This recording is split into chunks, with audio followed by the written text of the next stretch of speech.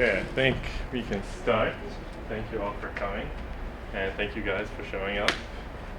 I guess we can start by just you introducing yourself and talking about how you got in, your experience. I'll start. Sure. I'm Brian White. I did the whole program last year with these guys. I applied to 34 schools, and I was accepted at Rosalind Franklin in Chicago.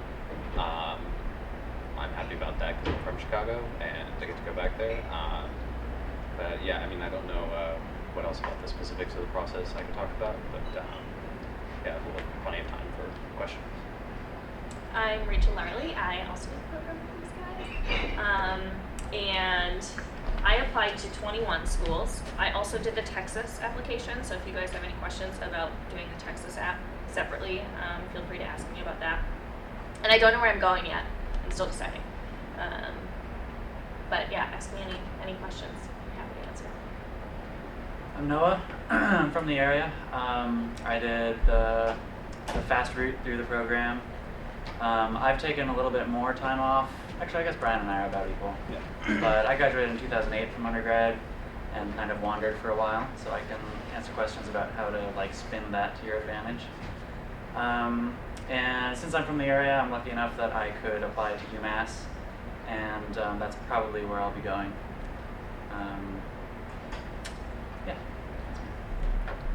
Hello everyone, my name is Nora. I did the same program for dental schools, and I had a math and engineering background.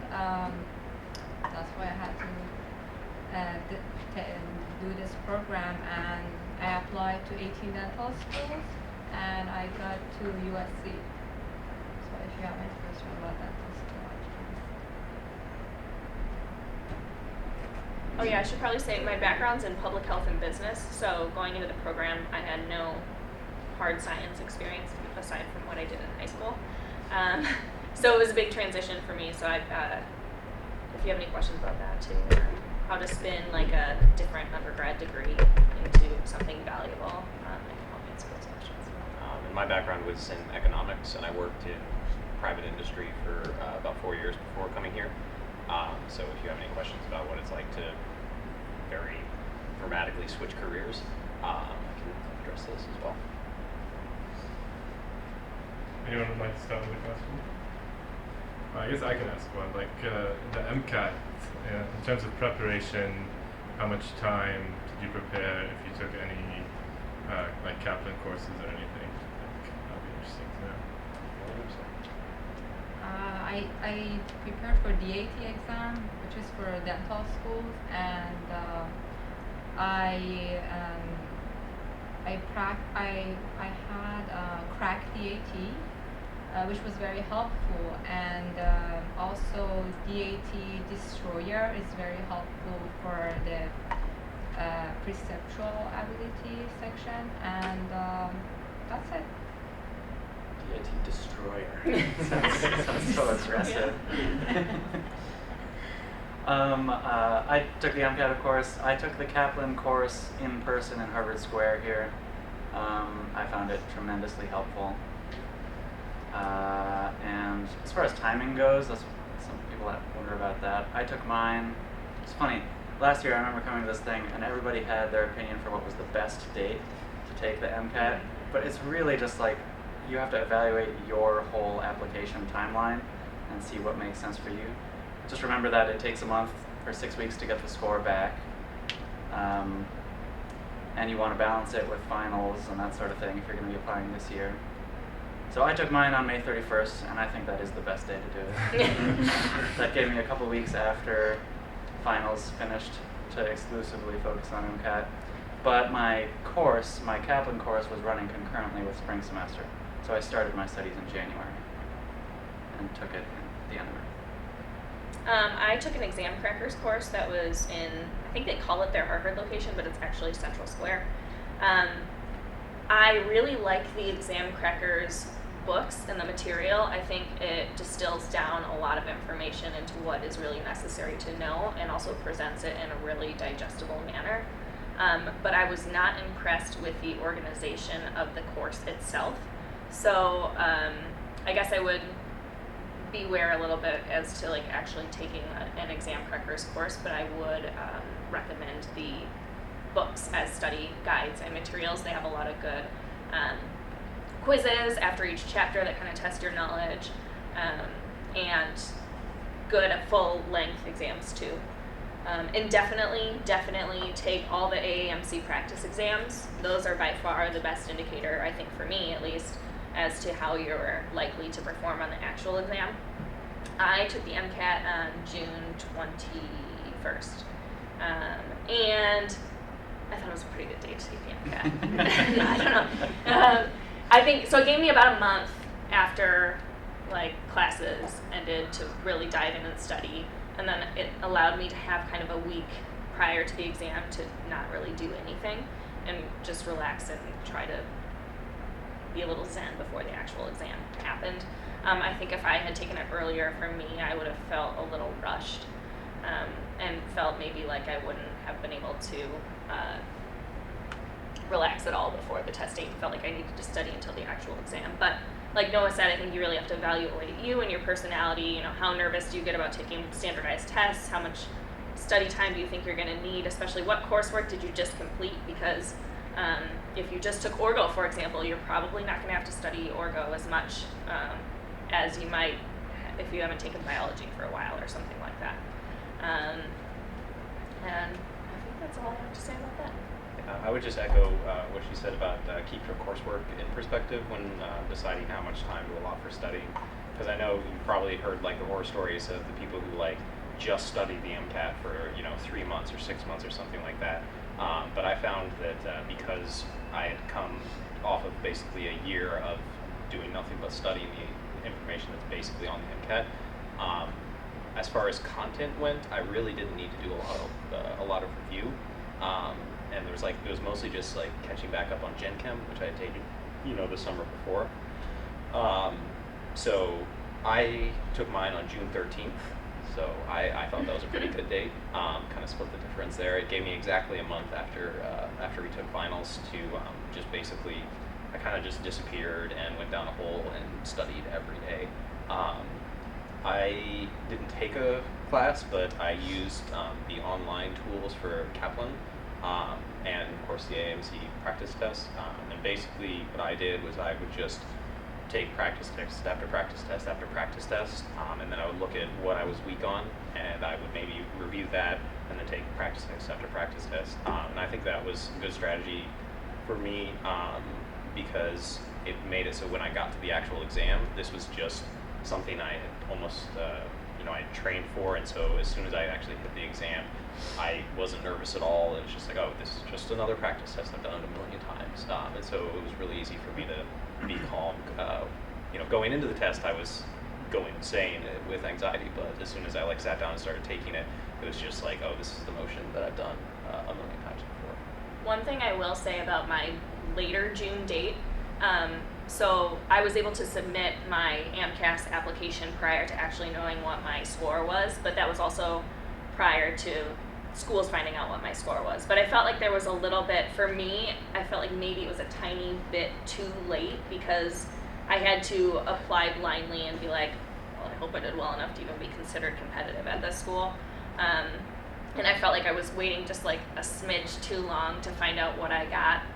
And it was to the point where the schools got my application, but they had to wait for my MCAT. It was only a week, but it was an annoying week. So that reminds me, I should point out, in retrospect, if I was leading up to the MCAT and I found I didn't feel super well prepared, and I felt that I wasn't a very good standardized test taker, what I'm about to say is really stupid, but honestly, if I were in that case, I think I would have signed up for the MCAT really early, gone in, taken the test, and then voided my score at the end, and then signed up for the soonest available date afterwards. Because I found I studied really hard. I did a bajillion practice tests, but even when I sat down in front of the screen, my heart was going boom, boom, boom, and it gets to you. And just having the experience, it'll cost you like a few $100 to go through that stupid exercise. But if you really want to cover all your bases, that's something you could consider. That's a good question. Something about the AT exam that I think I should mention before is at the end of the exam you can see the result of your test. You don't have to write to.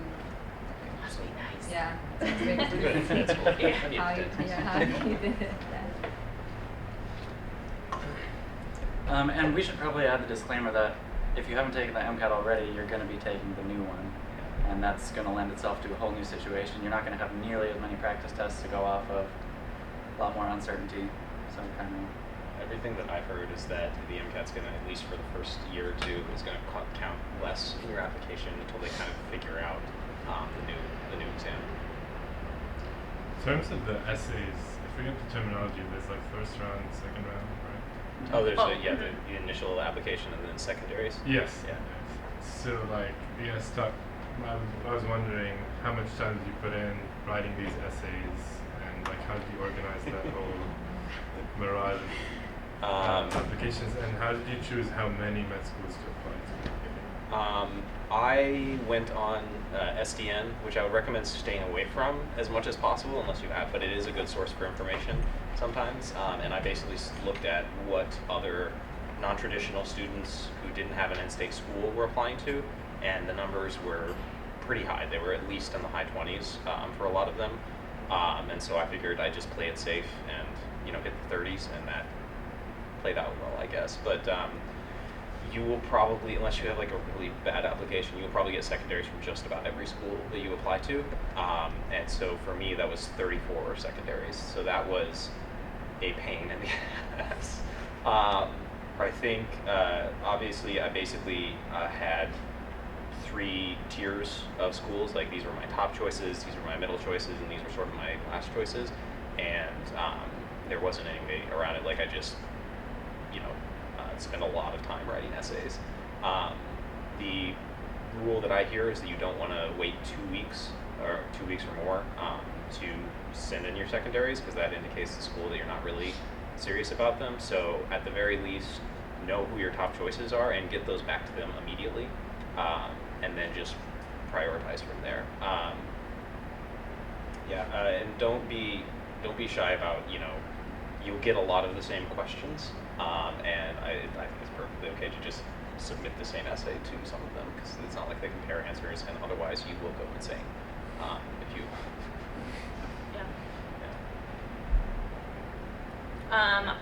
Yes, it takes a lot of time, and there is no way around that, but you can do, the general questions are similar. So like Brian said, you can write a really solid general essay that will answer a majority of the secondary questions, or at least one of them from a lot of schools that you can tweak a little bit.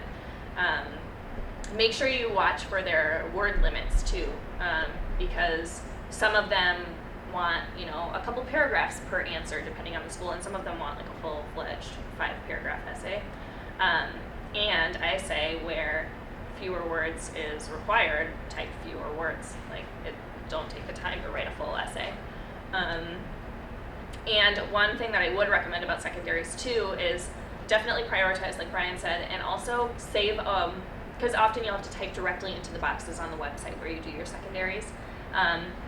But save Word versions or some version of your secondary responses, because you want to be able to speak to that in the interviews. Because sometimes, depending on how your interviewers might have read your application very, very thoroughly and want to ask you about questions that are things that you put on your secondaries, and if you've written 34 of them and you can't recall what you wrote about for a certain school, it's going to look kind of bad. So before each interview, make sure you save a copy of your secondary responses for each school for all the questions. And then before your interviews, make sure you read over them once so you knew how you responded going into the interview. Yeah, I definitely got extra questions about specific things I wrote in my secondaries. There another thing that, this may not be the best advice, but you're definitely going to get the question of why this school a million times. For pretty much all of them, you're going to get some version of why do you want to come to this school in specific.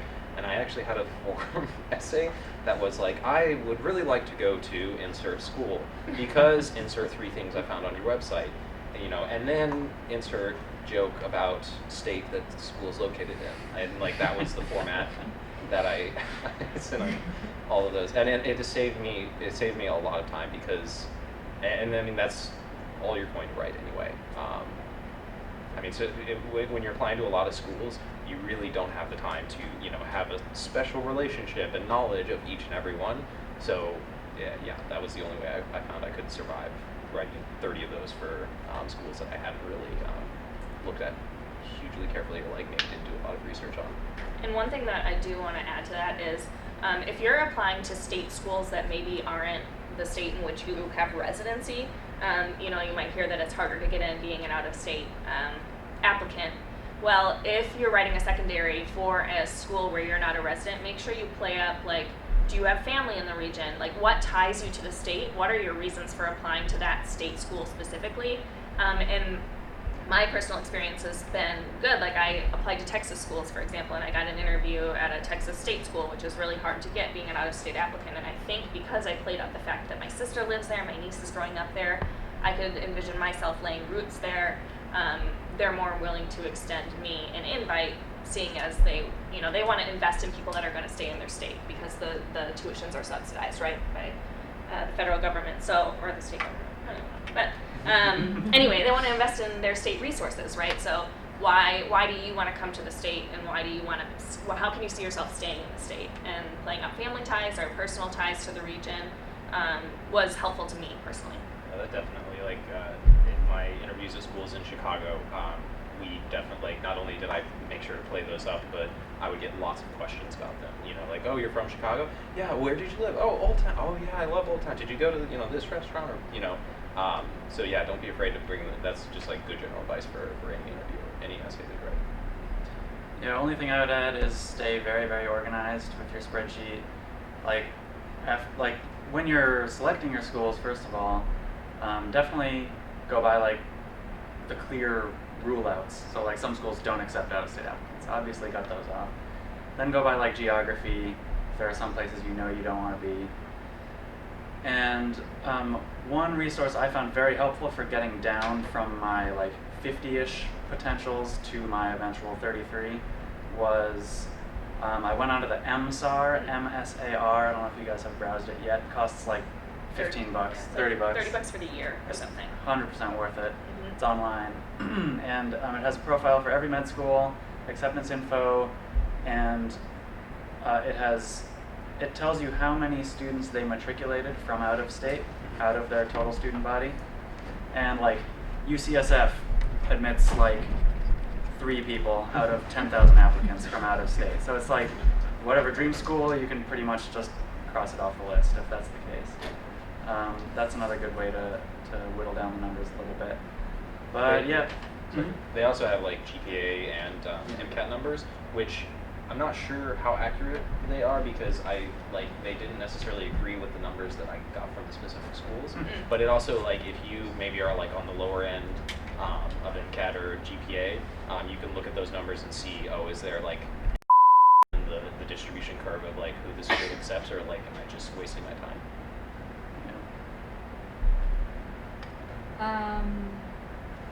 What I can add is like what I did, which was very helpful for me, is that I know like you're gonna apply to so many schools, but it was to have a like file for each school, like name the file, it's like the name of the school, and as Rachel said, have the separate word format of what you submit to their school, or and also the essay and your secondary applications, because and you can in future, like whichever they contact you, you can like write something that I can contact them, and I'm sure that everything is done with the school, and what I did is also I took picture of even the application fee that I sent them. And I knew that which school I send the check, which school I submit the payment online, and I have like everything that to make sure that I pay the application fee, because for dental school, other than this central application, you have to send checks separately to schools as well. So I had to make sure I'm sending them send all of them the check that they need, and also the secondary application. So whenever I get an interview, I have to just go to that university or school's file and just review the materials that I submitted and be prepared for it. That just reminds me of one other thing, which is after you've taken the MCAT, whatever, I don't know if you guys are familiar with the AMCAS application timeline, but usually the primary application opens in May. You can't submit it, but you can start typing stuff into it. And then in June you can submit it, but then it will take them some number of weeks to verify your application, which is this really silly process. But you're just sitting around doing nothing at that point. Take that time to go on to Student Doctor Network, find the school's last year's essay questions, their secondary essay questions, and it's very likely it's going to be the exact same questions. Start writing your rough drafts in that time period so that, because once AMCAS verifies your application, it's going out, and the school, as long as you meet their extremely humble criteria, they will immediately send you a request for a secondary. So if you want to turn it around in the 2 weeks, that is like the generally recommended timeline, you need to have your essays pre-written, or else you're just going to be drowning in like 20 secondaries that are out on the same day. For me personally, I didn't do the Student Doctor Network thing at all. Part of it was I applied to 21 schools, which is a little bit less volume, so I didn't feel quite as ambushed. But like, I just know that I'm a nervous person, and so if I went on to Student Doctor Network, I would probably just get in a tizzy and cry for hours. So like, you just need to evaluate your own personality, what's best for you. Start thinking about questions like Brian said, why would you want to go to their school? What makes you unique? How have you encountered diversity in your life? These are some of the general questions that you're going to see on the secondaries, and you can start jotting down notes if for some reason you don't want to go to the Student Doctor Network. Or you could just ask someone else to go into Student Doctor Network. That's true. And pull it for you. Right? Yeah. Yeah. Question? Yeah, I have two questions, but I'll ask one first. Were there any weaknesses in your application? And if so, how did you spin it to your advantage?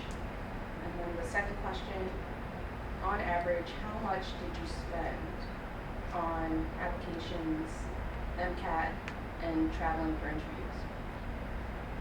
I think that the weakness on my application, I talked to a fair amount of schools, especially if you're in state or you're an alumni, will send you, will say like you can talk to one of our counselors to find out like how you can strengthen your application. Highly recommend doing that, even if like you're doing well and might be accepted somewhere else, because they're going to tell you like what jumps out at you, what jumps out at them, and what's going to jump out at other people, and it's going to prepare you to address questions that other interviewers might have. Like it definitely helped me. So I was technically Illinois in-state, and when UIC turned me down, I talked to their counselors, and they were really great, and they're basically like the thing that jumps out on your application is that you don't have a lot of medical experience. Especially when I submitted my application, I'd only been volunteering for about 6 months, and I had been working as a scribe for like 2. And so they looked at that and they're like, this person just like doesn't know what it's like to be in a doctor's office and doesn't know what it's like to deal with patients on a regular basis. So I made sure in my interviews to then state that I've continued volunteering, I've continued working, and I really hit that very hard, that like I see what doctors do day to day, every day of the week. And I put in, like I calculated, like I put in like 1,200 hours just sitting in an office with patients, like listening to them talk with the doctor. So that was my weakness, and I think also I definitely got asked a lot about, I think if you have like a career before, it doesn't look that great because someone's like, well, why are you leaving this perfectly fine career to come into medicine? You aren't serious about this, blah, blah, blah. I definitely got a lot of that, and so basically I just kept hitting, I have all of this medical experience, and I'm very serious about it, and I talked about events, working with patients or volunteering that specifically like really hit home for me and like connected with me. But yeah, as a non-traditional student, you're always fighting an uphill battle. No matter how much you put into it, there are a lot of people who just look at you as like, this person's not serious. Otherwise, they would have wanted to be a doctor since they were 3, and you're just going to meet some people who are like that. Yes, what was your second question? Money. How much? did you Money. spend? Oh yeah, that's right. Goodness. I had a fee waiver, which made things much more affordable. I would highly recommend, going after that because you never know if you'll get approved for it. So that cut down a lot of my secondary fees, and it cuts. I didn't get it in time in order to avoid the fees for the MCAS. So, but even with the fee waiver, when you include traveling, when you include, car rentals and hotel rentals and flights and everything, it could easily be about $2-3 grand. And yeah, if I didn't have the fee waiver, it would be another grand or two on top of that. Some schools don't even, like Tufts doesn't even let you waive their fee. Yeah, I would say I spent probably around $5 grand all in. And part of that I think was where I interviewed in certain cities. I could have stayed with people on their couches or in a spare bedroom, but I made the choice that I wanted to be alone that night before and do whatever prep work I needed to do without feeling like I needed to socialize or whatever. So I made the personal choice to